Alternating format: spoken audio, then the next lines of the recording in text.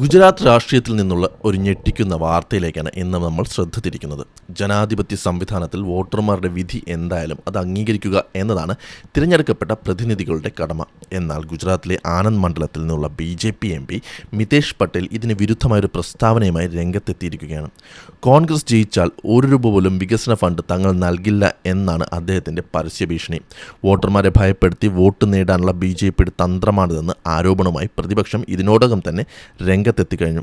എന്താണ് ഈ വിവാദത്തിന് പിന്നിലെ വസ്തുതകൾ? ഗുജറാത്തിലെ തദ്ദേശ സ്വയംഭരണ തെരഞ്ഞെടുപ്പിൻ്റെ പ്രചാരണത്തിനിടെയാണ് സംഭവം. ആനന്ദ് ജില്ലയിലെ അംഗ്ലാവിലെ ഒരു പൊതുയോഗത്തിൽ സംസാരിക്കുകയായിരുന്നു മിതേഷ് പട്ടേൽ. ഗുജറാത്ത് ഉപമുഖ്യമന്ത്രി ഹർഷ് സംഘവിയുടെ സാന്നിധ്യത്തിലായിരുന്നു MPയുടെ ഈ വിവാദ പ്രസംഗം.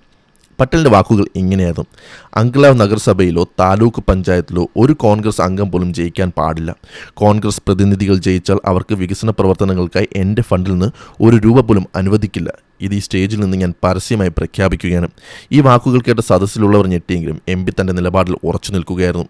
തിരഞ്ഞെടുപ്പ് പെരുമാറ്റച്ചട്ടങ്ങളുടെ നഗ്നമായ ലംഘനമാണ് ഇവിടെ നടന്നിരിക്കുന്നത് എന്നാണ് രാഷ്ട്രീയ നിരീക്ഷകർ വിലയിരുത്തുന്നത്. മിതേഷ് പട്ടേലിൻ്റെ ഈ പ്രസ്താവന പുറത്തു വന്നതോടെ ഗുജറാത്ത് കോൺഗ്രസ് കടുത്ത പ്രതിഷേധവുമായി രംഗത്തെത്തി. കോൺഗ്രസ് സംസ്ഥാന അധ്യക്ഷൻ അമിത് ചവ്ദ MPക്കെതിരെ രൂക്ഷമായ ഭാഷയിലാണ് പ്രതികരിച്ചത്. അമിത് ചവ്ദയുടെ വാക്കുകൾ ശ്രദ്ധിക്കുക: മിതേഷ് പട്ടേൽ വിതരണം ചെയ്യുന്നത് അദ്ദേഹത്തിൻ്റെ തറവാട് സ്വത്തല്ല, അത് ജനങ്ങൾ നികുതിയായി നൽകുന്ന പൊതുപണമാണ്. ജനപ്രതിനിധികൾ ആ പണത്തിൻ്റെ സൂക്ഷിപ്പുകാർ മാത്രമാണ്. വോട്ടർമാരെ ഭീഷണിപ്പെടുത്തി ജനാധിപത്യത്തെ അട്ടിമറിക്കാനാണ് BJP ശ്രമിക്കുന്നത്. ഈ സംഭവത്തിൽ കേന്ദ്ര തിരഞ്ഞെടുപ്പ് കമ്മീഷന് കോൺഗ്രസ് പരാതി നൽകിയിട്ടുണ്ട്. വോട്ടർമാരെ സ്വാധീനിക്കാൻ ഭീഷണി മുഴക്കിയ MPക്കെതിരെ ക്രിമിനൽ നടപടി സ്വീകരിക്കണമെന്നാണ് അവരുടെ ആവശ്യം. ഭരണഘടനാ വിരുദ്ധമായ ഇത്തരമൊരു പ്രസ്താവന ഗുജറാത്ത് മോഡൽ വികസനത്തിന്റെ പൊള്ളത്തരം തുറന്നു കാട്ടുന്നുവെന്നും കോൺഗ്രസ് ആരോപിക്കുന്നു. എന്തുകൊണ്ടാണ് BJP ഇത്തരമൊരു നിലപാട് സ്വീകരിക്കുന്നത്? മുൻപ് കോൺഗ്രസ് ഭരണകാലത്ത് BJP പ്രതിനിധികളെ അവഗണിച്ചിരുന്നു എന്നാണ് മിതേഷ് പട്ടേലിൻ്റെ വാദം.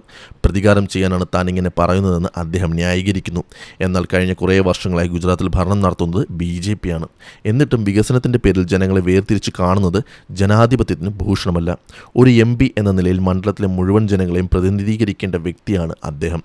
വോട്ട് ചെയ്തവർക്കും ചെയ്യാത്തവർക്കും വികസനം ഉറപ്പാക്കേണ്ടത് ഭരണഘടനാപരമായ ബാധ്യതയാണ്.